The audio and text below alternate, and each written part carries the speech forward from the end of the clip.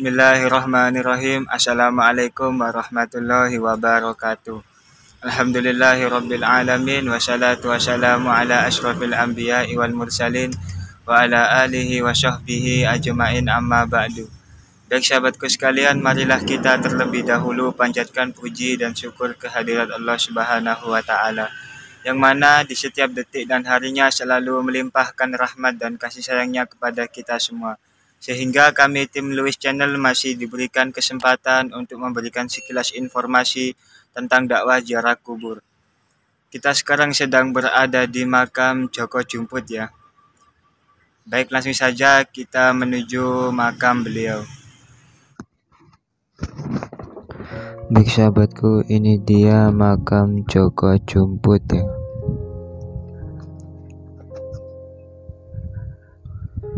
Joko Jumput adalah tokoh legenda yang kerap menjadi lakon dalam seni pementasan ludruk khas Surabaya. Bahkan tak jarang kesenian ludruk yang menampilkan lakon Joko Jumput juga diputar di stasiun-stasiun radio di Surabaya. Kisah kepahlawanan Joko Jumput mungkin sudah ada sejak ratusan tahun silam. Orang tua kita atau kakek buyut kami mungkin sudah lebih dulu mendengar cerita tokoh yang dipercaya sebagai cikal bakal berdirinya kota Surabaya. Tentang lakon Joko Jumput yang sering ditampilkan dalam kesenian ludruk ternyata bisa menjadi bahan berharga saat saya melakukan penyusuran. Selain itu, catatan atau karya tulis dari penulis sebelumnya akan menambah khasanah pandang saya tentang pembabat hutan Surabaya yang saat ini mungkin sudah dilupakan kebanyakan warga Surabaya. Joko Jumput dengan berbagai versi kisahnya ternyata bukan hanya sekedar lakon yang berisi cerita fiktif hasil rekaan para seniman ludruk. Sejatinya dongeng tentang Joko Jumput sungguhan ada. Komplek pusara beliau sebagai bukti jejaknya di masa silam bisa kita saksikan di kawasan Jalan Praban, Surabaya.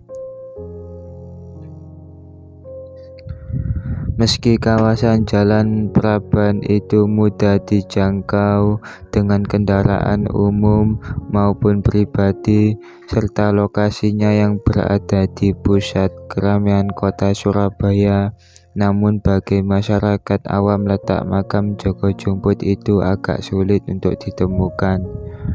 Di antara bangunan pertokoan yang ada di Jalan Praban, persis di seberang gedung SMP Negeri 3, itulah makam Joko Jumput berada. Belum ada papan nama atau penanda berukuran besar yang menyebutkan kalau di lokasi itulah bersemayam makam Joko Jumput. Salah satu kisah yang terkenal dari legenda Joko Jumput berawal dari kisah Pangeran Situbondo atau Pangeran Arya Gajah Situbondo yang berasal dari Madura, yang merupakan putra dari Bupati Sampang. Pada suatu ketika beliau ingin meminang putri Adipati Surabaya Jayangrono yang bernama Dewi Purbawati yang terkenal cantik. Maka datanglah Pangeran Situbondo ke Surabaya untuk melamar putri Adipati Surabaya. Namun sayang, keinginan Pangeran Situbondo sebenarnya ditolak oleh Adipati Surabaya. Akan tetapi penolakannya tidak secara terus terang, hanya diberi persyaratan untuk membabat hutan di sebelah timur Surabaya. Padahal persyaratan tersebut hanyalah suatu alasan yang maksudnya untuk mengulur-ngulur waktu. sambil merencanakan siasat bagaimana caranya dapat menyingkirkan Pangeran Situbondo. Kesempatan Adipati Surabaya menjalankan rencananya terbuka ketika Pangeran Joko Truno dari Kediri, karena rupanya Pangeran Joko Truno juga bermaksud menyunting putrinya. Dan Adipati Surabaya tidak keberatan, namun dengan syarat Pangeran Joko Truno harus mengalahkan Pangeran Situbondo terlebih dahulu. Terdorong keinginannya untuk mempersunting sang putri, maka berangkatlah Pangeran Joko Truno ke hutan untuk menantang Pangeran Situbondo. Namun sayang Joko Truno kalah dalam pertarungan, tetapi kekalahannya tidak sampai terbunuh. Sehingga Pangeran Joko Truno masih sempat mengadakan sayembara bahwa barang siapa bisa mengalahkan Pangeran Situbondo akan mendapatkan hadiah separuh kekayaannya.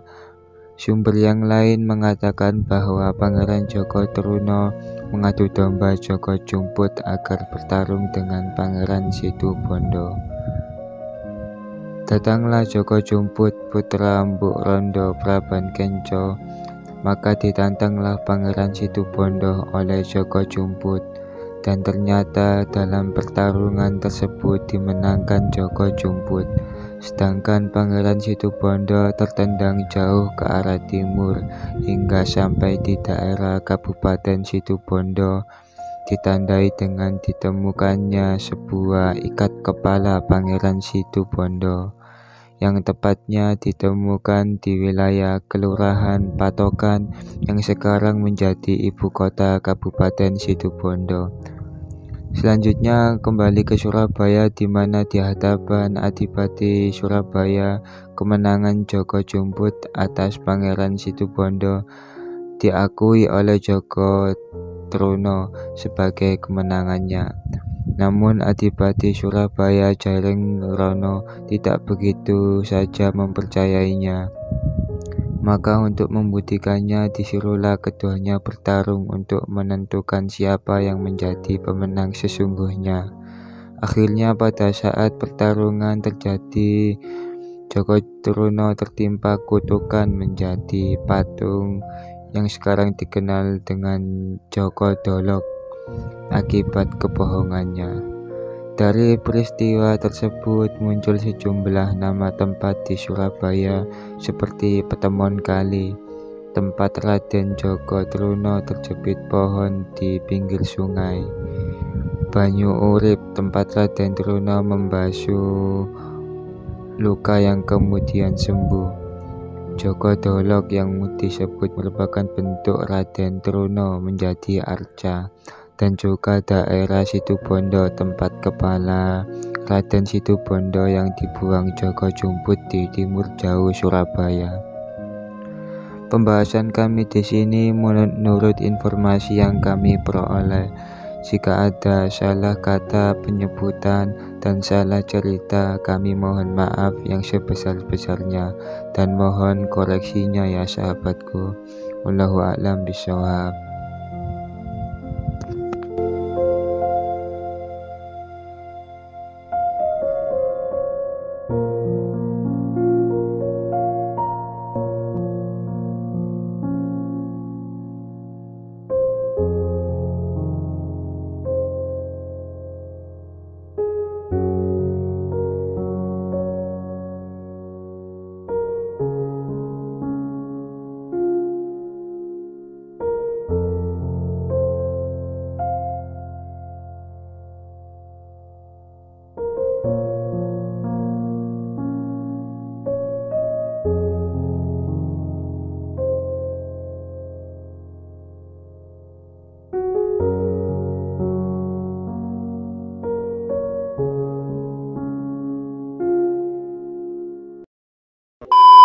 Baik sahabatku, itu tadi perjalanan kami di makam Joko Jumput ya.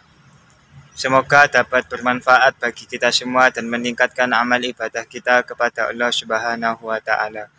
Kurang lebihnya mohon dimaafkan bila ada salah tutur kata atau tindakan kami yang kurang sopan, karena manusia tempatnya salah dan dosa. Kesempurnaan hanya milik Tuhan yang Maha Pengasih. Dukung terus kegiatan kami Luis Channel dengan cara subscribe dan tekan tombol lonceng agar tidak ketinggalan notifikasi pada video kami yang akan datang. Sesungguhnya dukungan sahabat sekalian yang membuat kami semangat meliput tentang dakwah ziarah kubur. Akhirul kalam, subhanakallahumma wa bihamdika asyhadu an la ilaha illa anta astaghfiruka wa atubu ilaik. Wassallallahu ala sayyidina Muhammadin nabiyil ummi wa ala alihi wa sahbihi wa sallam. Alhamdulillahi rabbil alamin. Assalamualaikum warahmatullahi wabarakatuh.